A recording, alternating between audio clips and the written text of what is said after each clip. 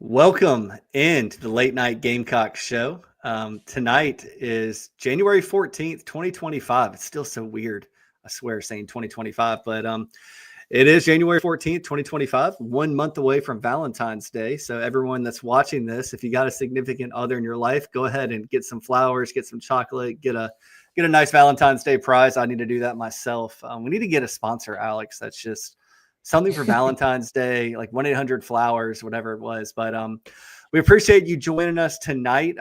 Again, my name is Matt Anderson, and joining me as always is Alex Jones of thebigspur.com.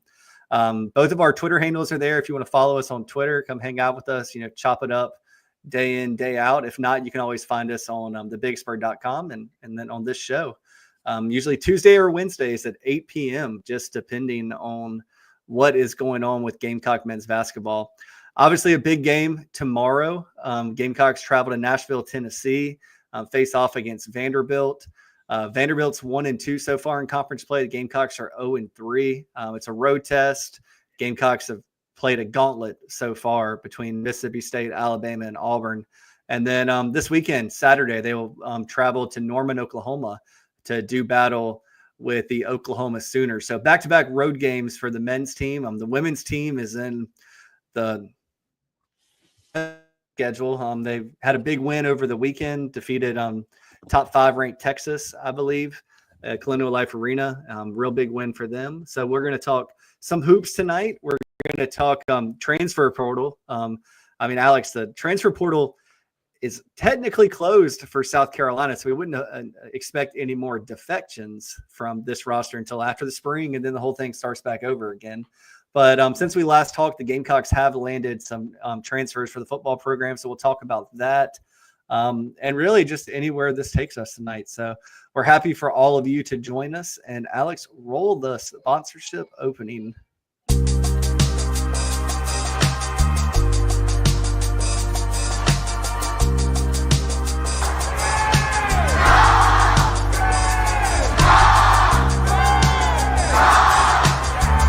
Welcome to the Late Night Gamecock Show from Chief Sports, South Carolina. Here are your hosts, Matt Anderson and Alex Jones of thebigspur.com.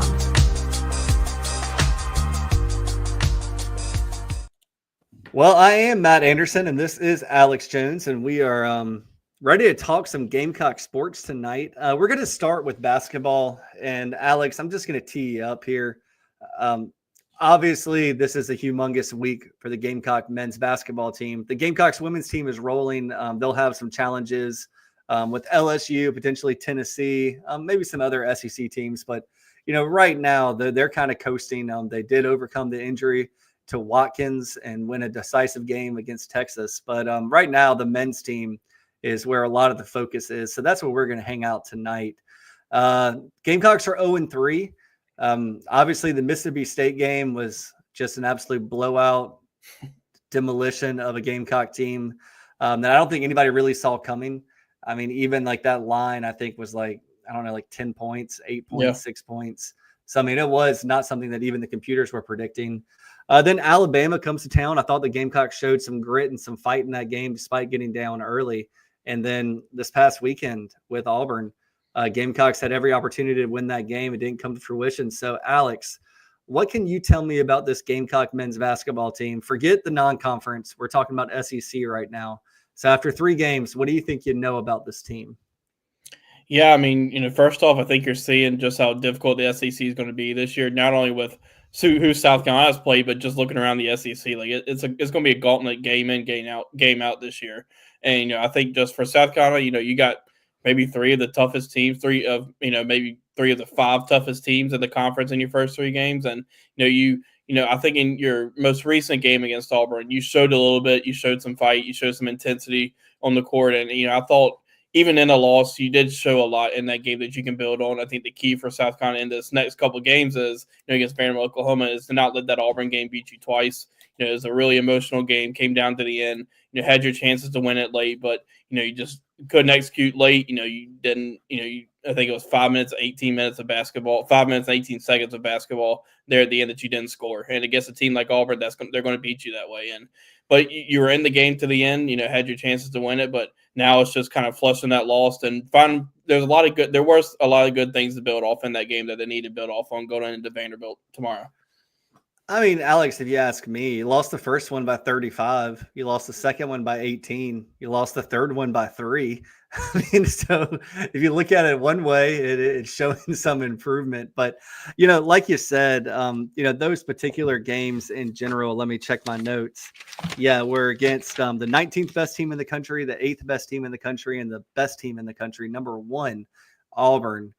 2 of those games being at home, but, 2 home games against top 5 opponents back to back is pretty difficult for any team to overcome. I think that the Gamecocks would have loved to have gotten at least one of those 3 games. I don't think that anyone thought that the Auburn game was going to be the one that they had the best chance to win, but that's the way it played out. I think that, this year in particular, it's different than last year. Last year, I think that they had that trip over the summer. The team gelled. They found ways to, have a different guy pick you up, especially early in the non-conference season. And, they did lose to Clemson last year in the non-conference, and they've beaten Clemson this year. This team, to me, just looks like a team that hasn't found its identity yet. It seems like it wants to be an identity through Colin Murray-Boyles.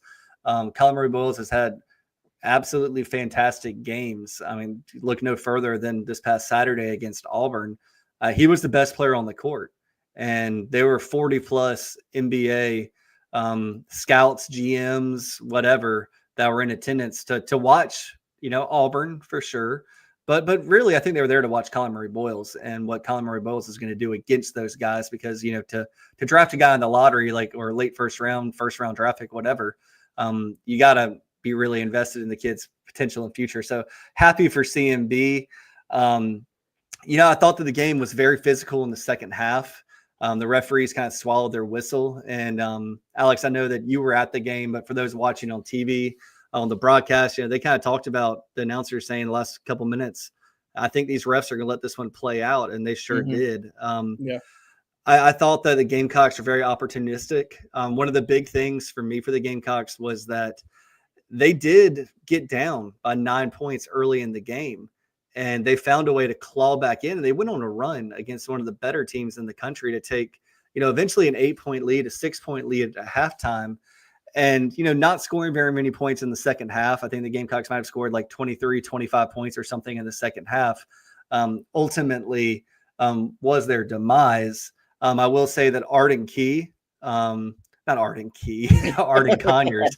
Arden Key's that's a throwback right there. Yeah, really. To Gamecock football recruiting. But Arden Conyers, I talked to enough people during the summer and, heard enough about him to say, like, hey, this guy has some potential. He has some skills. Finding a spot in the rotation is so difficult for Lamont Paris because you have to play defense. And, despite what a lot of people think about South Carolina this year, there's still a top 54 defense in the country. So even though there have been some lapses, they've just played against some really good teams, really good teams. And I think with Arden specifically, he mentioned after the Alabama game how that was kind of like his welcome to the SEC moment. And I think you saw him adjust to that against Auburn. Made some clutch shots down the stretch, a 3-pointer. I think, Lamont and the rest of them have talked about, his offensive package is, really, really good. But I think the biggest thing that he's been having to work on is defensively. And, he did have some lapses defensively in that game against Auburn. It feels like, there's going to be a lot of that against whoever plays Auburn just because of how good they are. But he also had some good moments defensively. He also was on the floor getting loose balls. So I thought that was a big step forward. And, with Miles Studi being out, he's a guy who's going to, be counted on here moving forward. And I think he stepped up in that game. And, you don't want to say you're already looking forward to the future. But, for Arden Conyers, these games are going to only help him continue to get better for, the rest of the season as South Carolina tries to make a run, but only moving forward too. Yeah, and I agree with everything you said there. And I guess I'm kind of thinking off the top of my head here, but when the Gamecocks play the way they did against Auburn, and look, Colin Murray-Boyles does not have to go for 25 a night for the Gamecocks to be competitive. But they do have to run the offense through him, and he has to be able to go get a bucket sometimes when they need him to, and take advantage of going downhill and getting to the rim and getting to the backboard and making plays happen. But the defensive intensity was there against Auburn. I mean, that Pettiford kid, their freshman point guard, really good player. He was a 5-star. Everyone expected him to be good, but played beyond his years in that game. And I think especially after Janai Broome went out, like he kind of was the steadying force for Auburn. But look, I want everyone to realize that all is not lost right now for the Gamecocks at all. I don't think that there's a team in the country that's played a tougher last 3 games than South Carolina has. And look, if you look at the analytics and you look at all the efficiency stats, because of that game in Starkville against Mississippi State, all the offensive numbers are skewed. Putting up 50 points, shooting the way they did, it's going to skew the numbers for a little bit. But I do think the Gamecocks have a really big opportunity in front of them these next 2 games. These next 2 games are quad 1 games. South Carolina has all quad 1 games outside of 2 games the rest of the season. And, when you look at the numbers and the metrics, I think the Gamecocks are 93rd right now on the net. I always try and remind people, Alex, and, sometimes I even remind myself of this, but the net is not a rankings tool. It's not if you are number 1 in the net, it means you're the best team in the country necessarily. Now, will it align pretty closely with Ken Pom and Evan Mia and Bart Torvik towards the end of the year? Absolutely, it will. But you have to remember, it's what the net is basically is a sorting tool, because you have X amount of games against quad 1 opponents, and those quad 1 opponents aren't, the top 30 teams in the country. In some cases, a quad 1 win can be against a top 30 team at home, or that same win can be a quad 2 game, it can be a quad 2 game at home and a quad 1 game on the road. So, like all those things matter. I do want to remind folks that, South Carolina started the SEC play last year 1-2. This year they're 0-3. The Gamecocks still found a way to get to a 6-5 quad 1 record last year. And I think they were 6-1 in quad 2. So they had like an 11-6 record against quad 1 and quad 2. That's still attainable. Just looking at the upcoming schedule, you start with Vanderbilt and you start with Oklahoma. I will say against Mississippi State, Alabama, and Auburn, the Gamecocks really couldn't have a down game from Colin Murray Boyles and still be in the game. There's just no room for error.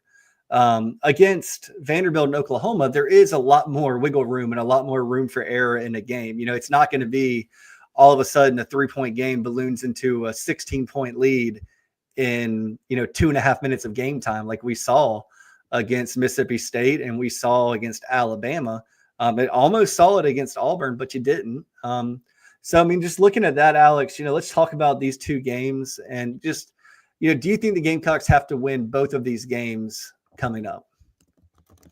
I do think they at least one, but I think they got to find a way to get 2. Just looking from an NCAA tournament perspective, I know they're so far off from that right now, but they got to get kind of going here, just because their one marquee win non-conference wise was Clemson, and I think they just needed. Honestly, they just need to continue racking up as many wins as they can, especially in the SEC when every night is going to be a quad 1 game. I haven't looked here recently, but last week I think South Carolina had I think pretty much every game was a quad 1 game in the SEC for them. So, they need to just continue to find ways to build off that Auburn game, because like I mentioned, there are so many positives I think that they could take away from that Auburn game despite a loss that you can take into Vanderbilt and see if you can find a way to leave Nashville with a win. Yeah, I think the only quad 2 games left, just to finish that point you're making, Alex, is the road game at LSU. And I think the home game against Arkansas are the only quad 2 games left, but those could easily shift. I don't see much in the non-conference shifting. I don't think Virginia Tech, Boston College are going to do enough to make those games quad 1 games for the Gamecocks, but you never know. But just looking at this, let's talk a little bit about Vanderbilt. Vanderbilt has a new coach in Mark Byington. Mark Byington came from James Madison. James Madison was 32-4 last year, made the second round of the NCAA tournament. Before that, I think he was at Georgia Southern or something like that. He's a good basketball coach. But this year is really unique for Vanderbilt. Looking over their team, pretty much every contributor that plays meaningful minutes is a first-year player one way or another for the Commodores. One guy did come over from James Madison, but and there's a freshman that plays, but almost everyone else is a transfer. So, they are 1-2 in SEC play. They did get a win at LSU, 80-72. They lost to Mississippi State 76-64 at home, and they lost to Missouri 75-66 on the road. So this Commodore team is probably more in line with the Gamecocks from a talent standpoint. But, it is a very tough place to play. It's a weird arena. I don't know if those of you have ever been there, but it's one of the weirder arenas in college basketball. I do think this is a game the Gamecocks can win. If you look at it right now, Ken Pom has it as Vanderbilt winning 76-70. So, you're talking about a 2-possession game. And looking at Vanderbilt, they're a pretty good shooting team. They don't turn the ball over. They're a decent offensive rebounding team. 3-point shooting, 32.9%, so not great, but 2-point shooting, they're top 25 in the country at 2-point percentage. But looking at them against South Carolina, and especially when you go to in-conference only games, looking at these numbers, South Carolina is obviously last in the conference in offensive efficiency, but like I said, that's heavily skewed by the Mississippi State game. If you just took the Alabama and Auburn games, I think South Carolina would probably be middle of the pack in offensive efficiency. But Vanderbilt isn't that great in conference games. They're only 11th in the conference, so not too far apart. But the defense is where it's been really interesting. South Carolina's given up a lot of points, but so has Vanderbilt. And their defensive efficiency in conference play, they're giving up 1.1 points per defensive possession. So that's one of the things that can really, really help you in conference play. There's not going to be a great scout on Vanderbilt because you only have, so many games that Vanderbilt has played so far. Vanderbilt is, what are they? Vanderbilt's 13-3, so you really only have 16 games to scout. You're not really going to scout the Maryland Eastern Shore game. You're probably going to be watching the Nevada game, the Seton Hall game, the Drake game, the VT game. You're probably going to see what they did well against Virginia Tech, and because that's a common opponent. And then because Virginia Tech Gamecocks played them last year as well. They're going to be watching the scout, and they're not a humongously big team. Looking at their lineup, they really only go 6'8", and most of the guys are 6'7" or right. Shorter.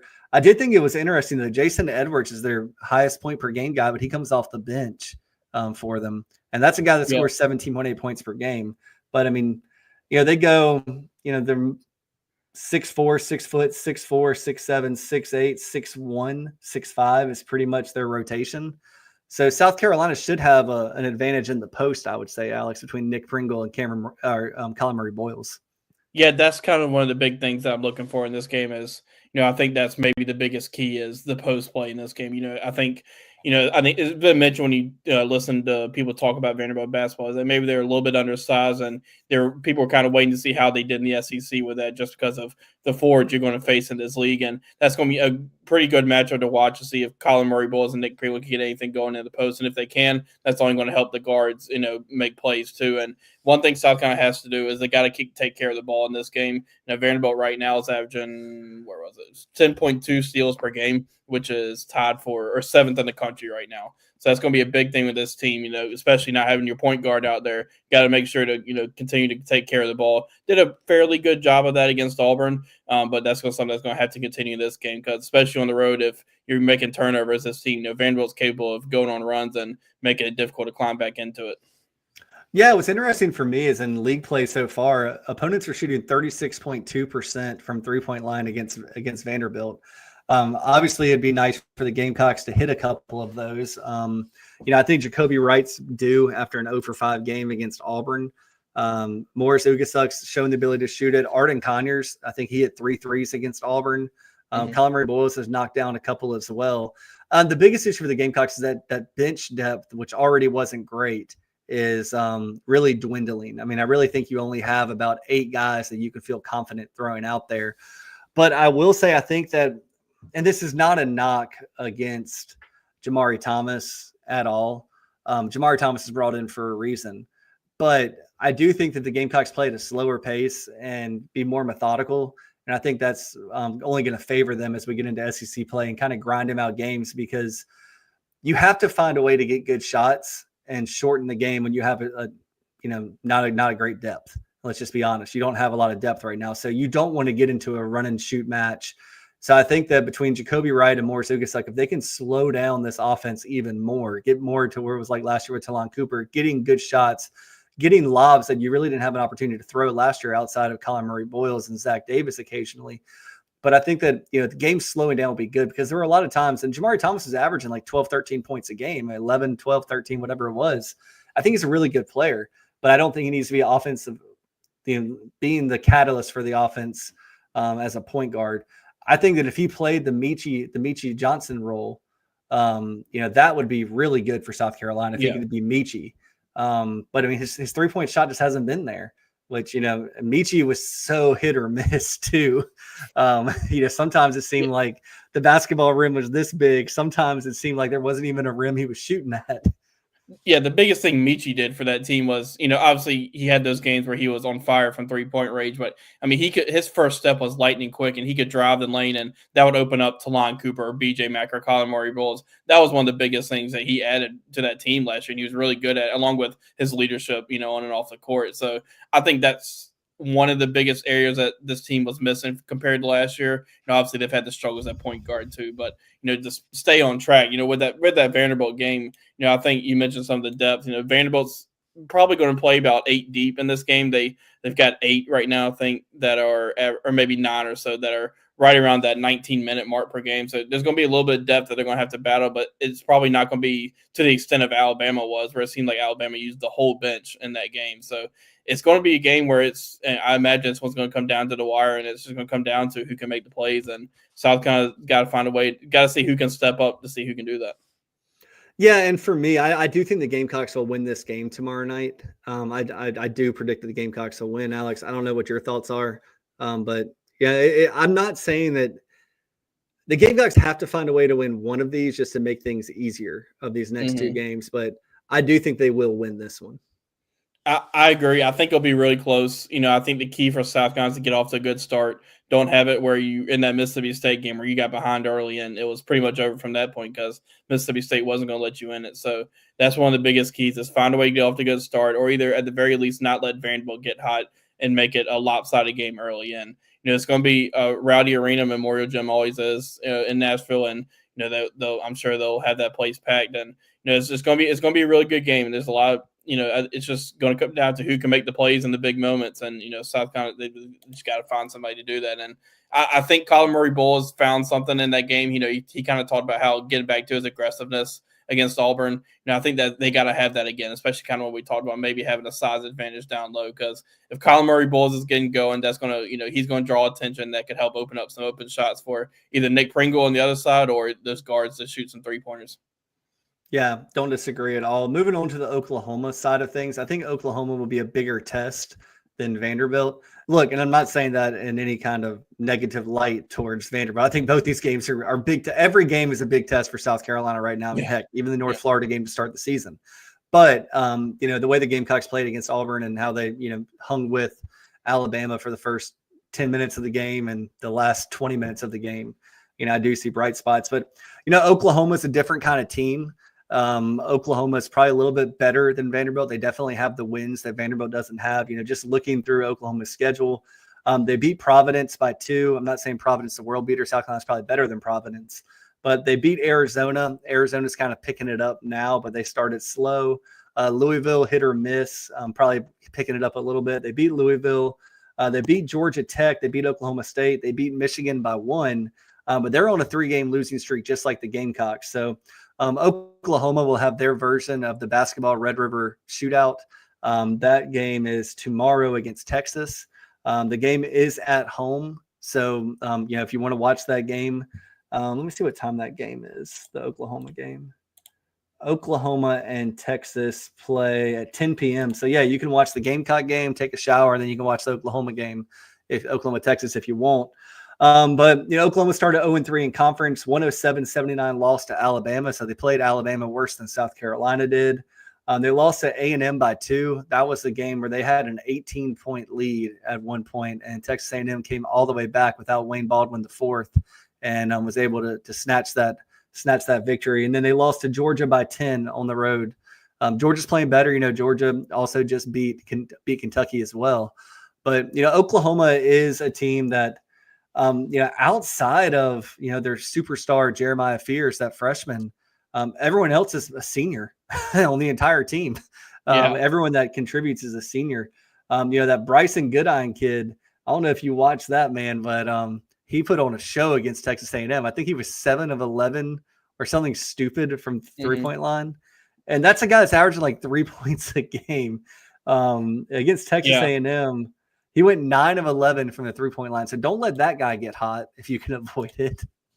Yeah, the biggest player that I was kind of keeping track of when I was looking at this is Jeremiah Fears. I mean, he's been awesome this season. I mean, he's scoring double figures just about every game. Had 30 against Michigan when they won. And when you look at, here recently, though, once he's gotten into SEC play, he's kind of 16 against Alabama, 13 against Texas A&M, and 2 against Georgia in the loss. So I think it's one where, he's maybe trying to adjust to the SEC game as well, but he's going to be one to watch. And, I think, as a team, Oklahoma, they've been much better this year. And I think, it's going to be another one. It's the first time going out there for South Carolina. I actually don't know that for sure, but I imagine it's going to be one of their first times going out there. And you're hoping that South Carolina's able to build off of, some success that they had in the Vanderbilt game, because they can get on a roll here. I think they got Florida at Oklahoma, and that could make it for a big matchup there.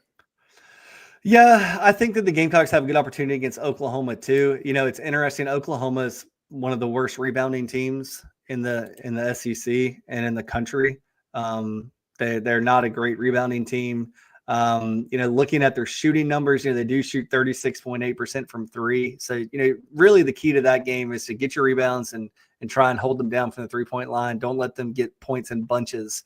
Don't let a guy go 9 of 11 from the 3-point line. I don't know. You should have given him the box in 1 treatment, the triangle in 2, if you're A&M. But, A&M came back and won that game.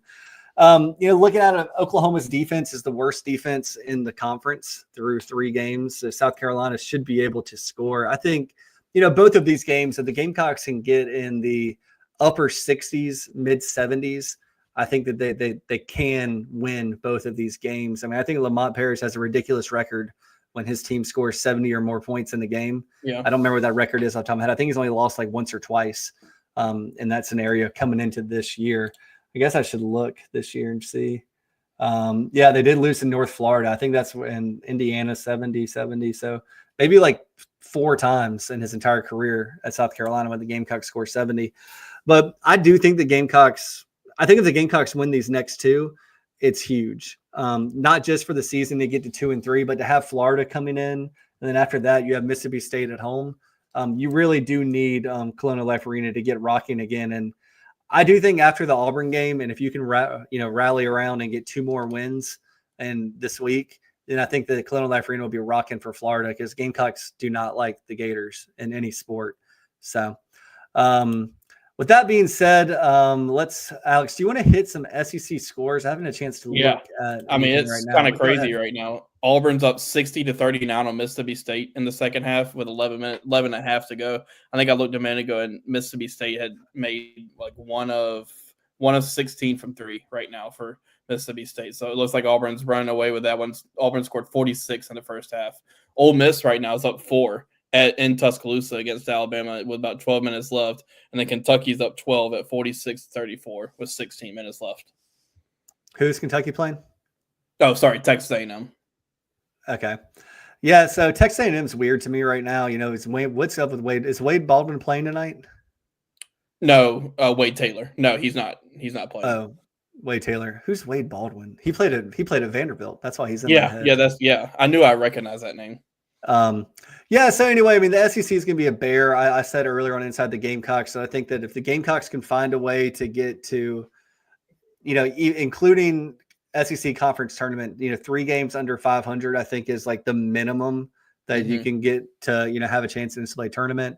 You got to be about 4 or 5 games over 500 to get in the NCAA tournament. So you break it down. I said you want to make it really easy. You got 7 home games and 8 road games the rest of the way. I think the Gamecocks need to win 5 of the home games and 3 of the road games, and they're going to be in the NCAA tournament. If that happens, if they go 8-10 in the SEC, they're going to be in there. So there's a lot of stuff to play for. Looking at the upcoming schedule, you have Vanderbilt, Oklahoma, then you have Florida and Mississippi State at home, and then you have Georgia on the road. I mean, if there's a break, it might be Georgia right now, but they're a top 25 team. Yeah. Then you have A&M at home. We'll see about A&M. We'll see if Wade Taylor comes back ever. Kentucky away, if for some reason the Gamecocks play well in Rupp. And you got Ole Miss, another good team, but Gamecocks should have beat them last year. That was a heartbreaker Florida away. And then after that, you have LSU, Texas, Missouri, Arkansas, Georgia, Tennessee. So there are opportunities out there. People have to stop thinking that the men's basketball program this year is the Sisters of the Poor. Like, they still have good players and good teams, and they have a good coach. I mean, they have the freaking SEC Coach of the Year last year. Yeah. And I can tell you, you know, Lamont Paris isn't happy. He's frustrated. I mean, he's not – this isn't what he envisioned. But at the same time, like, you know, the way they battled against Auburn, I got a lot of faith in this team to not quit.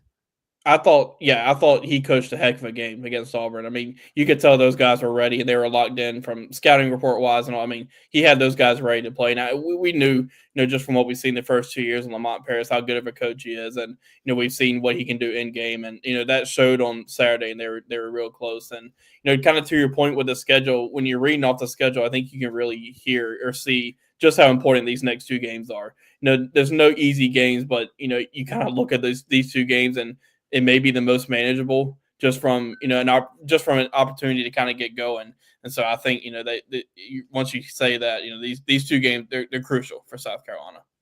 Yeah. Doing some quick math here. I mean, if you look at just Ken Palm's projections right now, like the numbers say that South Carolina is probably going to lose every game the rest of the way because of the, you know, the data skew from Mississippi State. But he has the Gamecocks at 14-17 and 4-14 in the conference. You know, we're talking about getting to 8 wins potentially. You know, so doubling that Ken Palm, you know, prediction or projection there. But yeah, I just counted up, Alex. There's 8 games that are on that. 8 games on the schedule that Ken Palm has at least a 2-possession projection for going forward. The Gamecock losses. I mean, you're talking about, you know, 16 possessions going a different way over the course of the season, and you know, each game. So Gamecocks still have it. So don't give up on them. They haven't given up on you guys. Pack CLA out when the boys come back, hopefully with 2 wins on the road and sitting at 2-3 in conference and welcoming those top 5 mighty Florida Gators to Colonial Life Arena. But Alex, let's go ahead and quickly hit a sponsor break. And when we return, we're going to talk football. Mike here for one of the better dining options in the capital city. You know, when I first moved there, I asked people around the radio station, where are the best wings? Well, the consensus was D's Wings. That was then. Today, they still have the best wings, but it's so much more now in their new location at 415 Meeting Street in West Columbia. Yeah, they get voted the best wings on a routine basis. Yes, they get voted the best sports bar on a routine basis, but they're not just about wings, and really, they're not just a sports bar. It is a family-run local restaurant and bar with 20 TVs and 25 beers on tap. And how about these daily specials? Every Monday night at D's, you've got 75-cent wings from 4 until closing. Tacos on Tuesday. Then on Wednesday, 18 wings and a pitcher of beer for $29. You've also got ribs and oyster bucket specials on Thursday. And no matter how big the party is, 20 or more, no problem. Just call ahead of time and they'll take terrific care of you. They'll do takeout as well. And guess what? A human will answer the phone and take the order. Billy and his staff do an outstanding job. Check out D's 415 Meeting Street in West Columbia. Welcome back into the Late Night Gamecock Show. For those of you that missed it, we just spent about 30 minutes talking about basketball. So we're going to talk football now, Alex. Gamecocks have gotten a number of, you know, flurry of transfers here recently. Alex, do you mind going through the guys that the Gamecocks have gotten here recently? And if you miss anybody, I'll make sure that we grab those as well. Okay, yeah. So the most recent one was last night, and one of the, you know, I think biggest transfer portal ads that South Carolina had was Brandon Cisse, a cornerback from NC State, guy who, you know, he got his ranking this morning from 24/7 Sports, a 4-star, you know, 91 overall or 91 rating, and I think he's number 59 overall in the ranking. So that's a spot where, you know, they have some talent coming back there, but he's a guy that, you know, being a Sumter guy, you're going to take him, and he's a guy who I could see finding a way to start this year. And I think we'll probably kind of talk about how some of that could fit in here later. Devontae Miles, defensive lineman at Bowling Green. You know, we've known, you know, South Carolina needed to go and see if they could find some defensive lines in this transfer portal cycle with losing guys like TJ, Tonka, and Boogie and those guys this year. And Devontae Miles is a guy who can come in and, you know, kind of work through some of that depth with, you know, guys like Xavion Hardy, who seems like he's, you know, going to be ready to go and got a good chance to start. So, you know, they got some options there on defensive line. I could maybe see in that spring portal them going to see if they can find another defensive lineman in the portal. And then I think I'm not sure if we got to him if he was before or after our last show, but Justin Okoronkwo, linebacker from Alabama, who's a guy who I think has got a chance to come in and play pretty quickly, and at least from a depth standpoint. I mean, he seems like a guy 6'3", 228 is what we have him, and I think he could be a guy who, guys, he's one who's got some eligibility left too, which a lot of these guys do. It's something that stands out about this group, but he's a guy who I think can come in and fill some of these holes that are being left at linebacker with some of those older guys that are leaving. So, I think we talked about Rasul Faison, didn't we? Yeah. Okay, yes. I think that was the three that we had not gotten to. Yeah, I think with Brandon Cisse, obviously a big recruiting win over Ole Miss. Ole Miss has kind of been a thorn in the side for Gamecock fans for some reason. Really the Gamecocks have gone head-to-head with them only a handful of times. Really, it's just Juice Wells that they get super, super mad about. And I get it. I understand the sentiment, and, I'm no Juice Wells fan over here. But anyway, I think it's just because Ole Miss seems to be in on every single transfer portal player, and they get him on a visit, and Lane Kiffin, I mean, you had the Andrew Jones, the linebacker thing, where Andrew Jones committed to South Carolina and then flipped to Ole Miss. So it seems like they do go head-to-head a little bit here. Yeah, it's those two. And Lane Kiffin's just so animated on Twitter, and he knows exactly what he's doing. Like, I just ask all of you, if you're one of the people that you let Lane Kiffin get under your skin, like, it's really not worth it. It's not worth it because he will live there. He will grow into a cyst there. He will be fat and happy there. That's exactly where he wants to be. So, don't let Lane Kiffin get in your head. But yeah, Brandon Cisse got him over Ole Miss. He had a visit scheduled for Florida that he didn't take. Took less money in NIL to come to South Carolina. So that's huge. 6 foot, 182 pounds, like you mentioned. But he's kind of like, I don't want to say he's a Swiss Army knife. I don't think he could play anywhere in the secondary. But you put him at nickel, you put him on one side of the field at corner, and he's a guy that has experience in the ACC. He didn't start his freshman year. He started this year. He's probably their best defensive player, especially in the secondary. And to get a kid from Sumter to come back, I think that losing O'Donnell Fortune, even going into last year, Alex, and we were talking about the secondary, it was like, okay, well, can O'Donnell Fortune step up? Can he be the next kind of lockdown corner on one side of the field that the Gamecocks have been blessed with for many, many years now? And O'Donnell did it. And then we were talking about, okay, is it Vicari Swain? Is it Judge Collier? Is it Jalen Kilgore? I mean, who else is going to be like that other guy in the secondary that steps up and plays the other side of the field? And I thought largely, Judge Collier did a really good job. Jalewis Solomon was also mentioned as, when he was being recruited, everyone told me the coaches felt like he was a 3-and-done player, and he still might be. I mean, you think about Cam a couple years ago. I mean, Cam didn't light the world on fire as a freshman, but he was 3-and-done and to the NFL. Yeah. So, I mean, some people's time just come differently. But I think when you look at the secondary, just think back to 2 years ago, man. Like 2 years ago, like that Florida game and so many games, like people just running open in the secondary, couldn't tackle. Like that's not the case anymore. Getting Miles Norwood and getting Brandon Cisse on top of the talent you already have and the guys you're bringing in, just I'm really excited for Torian Gray to be able to work with these guys. Yeah, the secondary, I think, and I said this earlier on ITG, like it's got a chance to be a strength of this team next year. I mean, you obviously losing at Fortune, which he's not going to be an easy guy to replace, but you've seen who could take his steps, and a guy like Judge Collier, who showed a lot this year in that number 2 spot. Vicari Swain played a lot. The question I'm going to have is that nickel spot. What happens there? Because obviously you're losing Nick Emenworry at safety, but do you move Jalen Kilgore back to safety? I could see maybe, I remember JC this morning while we're on there mentioned, like we were talking about Vicari Swain or maybe even a Judge Collier there.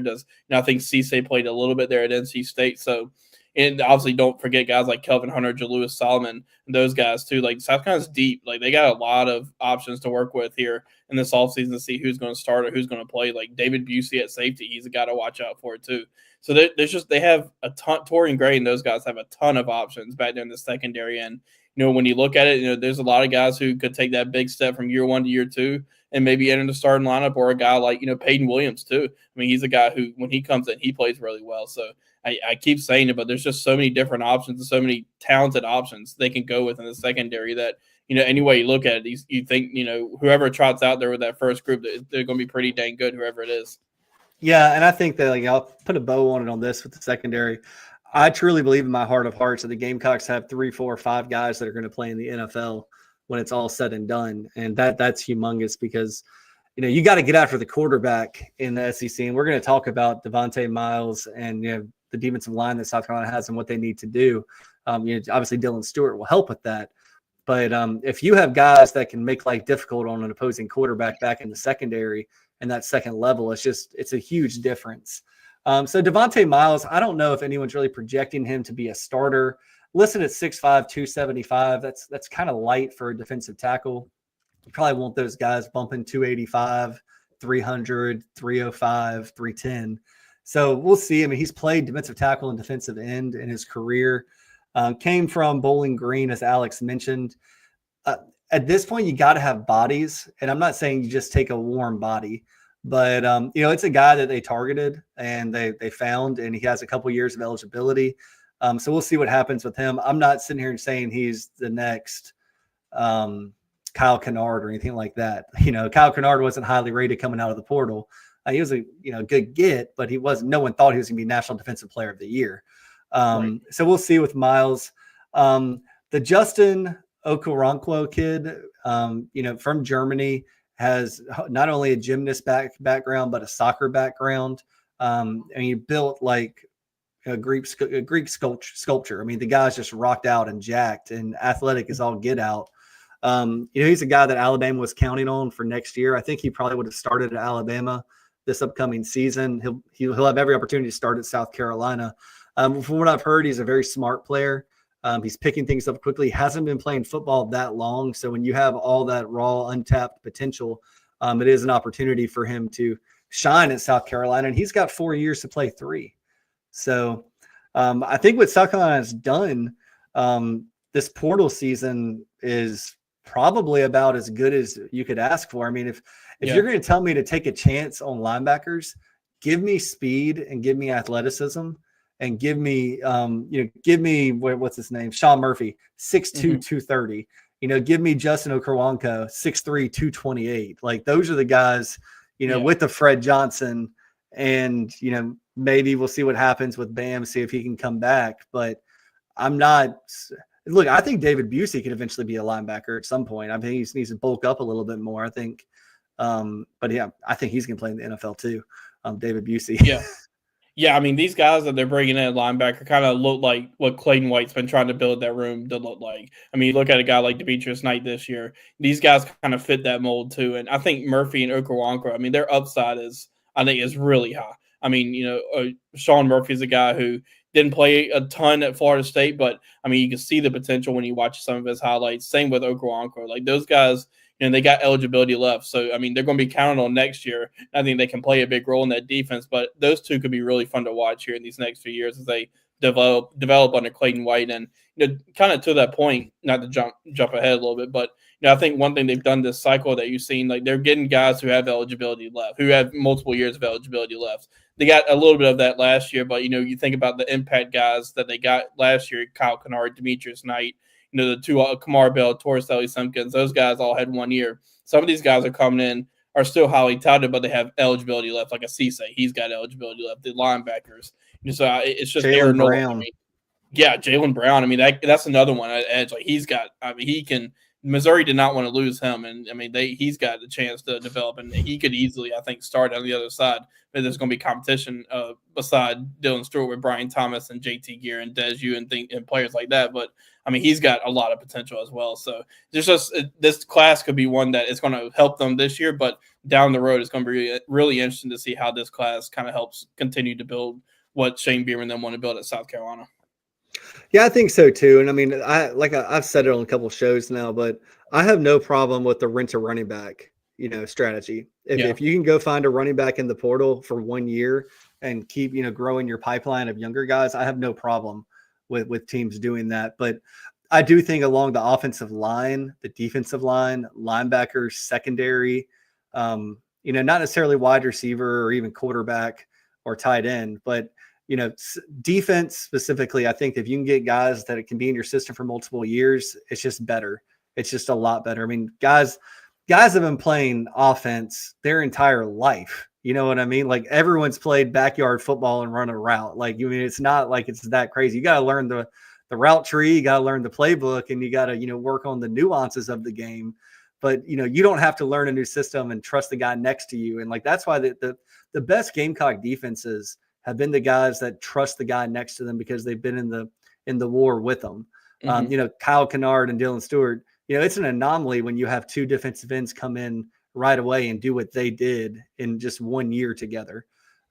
So I'm very encouraged. I think the Gamecocks are up to 12th nationally in the transfer portal rankings. Obviously, it had a really good recruiting class again this year, tapping into 2 really good recruiting classes in a row. I would call it 3 good recruiting classes in a row. The talent coming back on this team. I mean, it's crazy, Alex, but, we're not that far away from spring practice starting. We're not that far away from, having the summer and talking about all this stuff. And, before long, you and I are going to be making our depth charts. And, but before we do a depth chart, before we do like a preview of a position group, a preview of the team, anything, we got to get through the second transfer window. On my end, Alex, go ahead, Alex. Yeah, I was just going to say, before, so I think our next show will be next Wednesday. It'll be after the national championship. So those way too early rankings will come out from ESPN and all these different outlets. Where do you think South Carolina will be placed? I kind of have an idea, but I was interested to see what you thought. I'm thinking 15, somewhere in there, 15 to 17. I could just see them. I don't think they'll go higher. I wouldn't be surprised if they go higher than 15, like into that 10 to 15 range. But I don't think. What? Go ahead. Yeah. I think that they have so much name recognition for the first time in a while. South Carolina has name recognition with like the general media. I think that, and look, sounds awful to say, but I truly in my heart of hearts have no faith in in 99% of media members to do their homework and do their job. And I'm not saying I think South Carolina should be a top 5 team in the country, top 18, top 10 team in the country, but they're going to be a heck of a lot of media folks that are putting these polls out. They're going to go, okay, 1, 2, 3, 4 end of season rankings. Mm-hmm. Okay, let me go look at the transfer portal. Oh, the 12th best transfer class. Well, they have a better one than this team that I have ranked close to them, so I'm going to bump them up. Yeah. I would not be shocked to see South Carolina. I'm going to say in the majority of polls, they're going to be somewhere 8 to 15. Okay. I don't think they're going to drop far behind 15 just because of Lenore Sellers and Dylan Stewart and the transfer portal rating. Because they're just going to look and say, okay, who are the best quarterbacks? Okay, how did they finish last year? Okay, who did they beat? Oh, they're going to look at the schedule. They beat Texas A&M by 24. They won 6 of their last 7 games. They return key pieces. They got the number 1 recruiting class in the country, whatever. All those kinds of things. So. Yeah, and not that the way too early rankings matter in any way, shape, or form, just because we still don't know what a full team's going to look like with the spring portal period and all that. But, I mean, I would put South Carolina somewhere in that 9 to 15 range, somewhere in that area, probably for a way too early ranking. But just kind of seeing how these things normally go, I agree. I see what you're saying too, but I could easily see some of these outlets or whatever putting South Carolina in that 15 to 17 range, somewhere in there. But I could see 22, I easily 24. see them ahead of that. Yeah, I think if you were to do I think the outliers, there's going to be somebody that doesn't put South Carolina in the top 25. Like that's going to happen too. But Alex, like we talked about, it's so important to be ranked high early. So I mean. You're never going to win a national title in the preseason, but you put yourself in a daggum good position to be in the playoff starting high and, just winning the games you should win and maybe sneaking some out and moving up and other teams losing. The biggest blessing in college football is not a win for you. It's a loss for somebody you're ranked around because they drop behind you. And if they keep winning and you keep winning, you're still going to stay ahead of them. So that's just what that is. Alex, before we get out of here, it is 8:51. Last I looked, Ohio State was an 8.5 point favorite over Notre Dame. I think over under 45.5, 46.5. What's your feel for the game tomorrow night? And we'll do a pick 'em. We'll do our best bet on that game tonight. Alex, I don't know if you want to go first or you want me to go first. You go ahead, go first. All right. I think that Notre Dame might have the best defense in the country, top to bottom. And look, I was very low on them throughout the entirety of the season for their loss to North Dakota State or whoever it was, Northern Illinois, early in the season. I do think that should have penalized them. I still think they should have been in the playoffs, but they've beaten Georgia and they've beaten Penn State. Ohio State avenged their loss to Oregon. Ohio State beat Tennessee. That's how these teams got here. I think Ohio State is better than Notre Dame, but I cannot get out of my head Ohio State's loss to Michigan. It's just so many years in a row, and I wonder if Notre Dame's defense and the way they run that offense can recreate the issues that Michigan has just given Ohio State. What is it, 5 straight years in a row or something like that? 4 straight years in a row? Yeah. It's 4 or 5 years in a row. And I wonder if this game will be closer. In my heart of hearts, I want to take Notre Dame to win the game straight up, but I'm going to take the Notre Dame plus 8.5. I think that this game will be a lot closer to Ohio State's game against Texas than it will be to their game against Oregon and Tennessee. So, yeah, give me Notre Dame plus 8.5, and sprinkle something on that Notre Dame outright. I don't know. It seems like it's in the cards. Yeah, Ohio State has just looked really, really good since that Michigan loss, and you wonder if that's going to come back around to where Notre Dame, they kind of show what they showed against Michigan. Or there's a little bit in me, too, that just thinks that they have just gone off and because you think about what they're doing offensively right now. I mean, they've been unreal offensively. And I think that's obviously one of the best rosters in America. And I'm not sure that line. I think that line's a little too high. I do like Ohio State. I'm kind of the same. I think it's going to be close. I wouldn't be surprised if Notre Dame won, though, because I think Marcus Freeman's done an incredible job with that team this year, and he's coaching incredibly well right now. That team's playing well with Riley Leonard and all those guys. But I think it's going to be close, but I got Ohio State by a field goal, I think. Hey, look, if we get a field goal game in the national championship, sign me up for that. Yeah, absolutely. I sent JB a text the other night during the Penn State Notre Dame game, and I was like, how great is this just to watch two great defenses, nobody pulling any shenanigans, no late substitutions, nobody falling on the ground to steal a timeout. I mean, I really hope that we get a game like that tomorrow night. I'm pulling for Notre Dame. I'm taking them plus 8.5. I think basically what you said, you are as well. But I'll be pulling for the Irish. My mom's Catholic, so let's go Irish. Normally I don't root for Notre Dame. I never root for Notre Dame. We need like an over-under bet on receiving yards for Jeremiah Smith. Oh, my gosh. Yeah. I mean, he didn't have a great game against Texas. No, he didn't, but I could easily see him going off in this game. All right, I'll give you over-under. Okay. 81.5. I'll go over. I'll go under. Go under. JC Sherbert popped into the chat. Ohio State could be going down.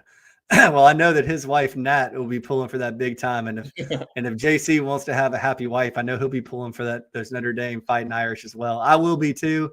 I'm going to tell you, I'm going to put a small bet on Notre Dame straight up. $5 to win 15 or something, just to make it fun. But so go Irish. We'll see what happens. It's crazy that, we're January 14th and the college football season isn't over yet. But the last transfer portal window hasn't closed yet for early transfers. It just never stops. You go from season to transfer portal to now. The national championship game be playing on the 20th, and next thing you know, it's spring football time. Yeah. So, speaking of that, obviously you got men's basketball, women's basketball going on right now. Baseball is 1 month away.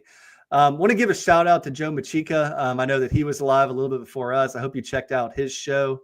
And then also, what's his show called? It's not Rooster Rant. That's what we were on. The walkthrough. Yeah. Joe Machika's, the walkthrough. You have Inside the Gamecocks as well. Really exciting things happening on that show. If you're an early riser, or you don't have to be an early riser. JC's an early riser. He's getting out the Gamecocks and Coffee or Coffee with the Gamecocks, Coffee with JC early every morning. I've listened to it the past 2 mornings. It's fantastic. You have Chin Music with Chad Holbrook. I'll actually see Chad Holbrook this upcoming weekend, so excited for that, to catch up with Chad. And then, gosh, man, this network is exploding. It's so much fun. So make sure you downloaded that Chief Sports app, Chief Sports Network. Get on it. You can watch all of the shows. You can catch us here on YouTube. But I'm so excited for what Chiefs doing in the new year. So, Alex, with that being said, any parting shots for our viewers and listeners tonight? No, just appreciate everybody being back with us. I think it was our second show back since the new year, so it's always good to be back. And you catch both of us on ITG. I think at least once a week we're both on there, and then back here again. I think I'm not sure what day that Florida game is next week, but it's a Tuesday or Wednesday. I'm not sure, but either way, we'll be back either Tuesday or Wednesday next week. Yeah, like Alex said, when you give us your time, you give us the most valuable thing you have. We appreciate it. Thank you for spending your time with us. And we will catch you next week if we don't talk sooner. Again, check out our Twitter X accounts here. Follow us, interact with us. We love chopping it up and talking some sports. So we hope you all have a great rest of the week. And let's see if that men's Gamecock basketball team can find 2 wins on the road. Starts tomorrow night in Nashville. Have a great evening, everyone. Bye-bye.